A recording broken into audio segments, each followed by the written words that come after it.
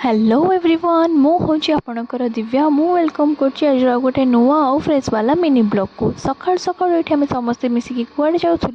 यहाँ तो जानापी आपण भिडटी को लास्ट पर्यंत देखूँ। तो मुझे मो सीनियर दीदी मान सागर बाहर जाइली जेहेतु आम कि भी ब्रेकफास्ट करूँ पलू फास्ट ब्रेकफास्ट करने तापर यही जगह तो आप देखिकी जानी ही सारी आम कुआड़े आसचु आई ठंडा पीकी चिल कर सारापर समुद्र कूल को आम पड़े उत्पात हाँपाई ये दीदी की देखूँ केमती दीदी पंछी मैंने उड़ते फिर होती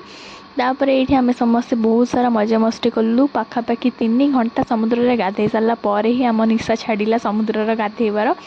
तापर आम समस्ते फ्रेश होकर बाहर जाइलु मंदिर को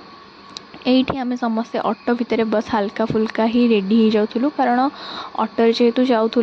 तो बस एमती नॉर्मल ही मेकअप हो जाऊँ। तापर ये आम आसिक पहुँच जाइलु जगह पाखे तापर एत जोर से खरा होता है बाध्य मुंडरे ओनी पकई देती आउ सत कथा खरा दिने जगह को देखा माने बहुत ही डिफिकल्ट आउ खरारे गोड़ जो ताती जाऊ थाए आउ से कष्टटा पलाए जगह को देखी सारापर फाइनाली 3 घंटार अपेक्षा पर आम जगार दर्शन करदे ये पताका चेंज होता सेटा भी आम देखीलु तापर आम ये पलि आसलु रथ खड़ा देखापी जेहेतु रथ यात्रा आसला ठाकुरंकर रथ काम चलता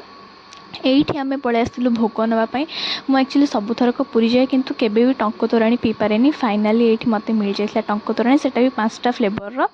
तो मु पी की बहुत माने सबुथुरु टिके सब पी की एंजॉय करथिली टंक तोराणी को। तो एतिकी थिला आजिर mini blog thank you so much for your watching आउ वीडियोटी केमती लगला निहाती कमेंट रे कहिबे आउ सब्सक्राइब लाइक कमेंट शेयर करने जमा भूलबेनी। Bye guys bye.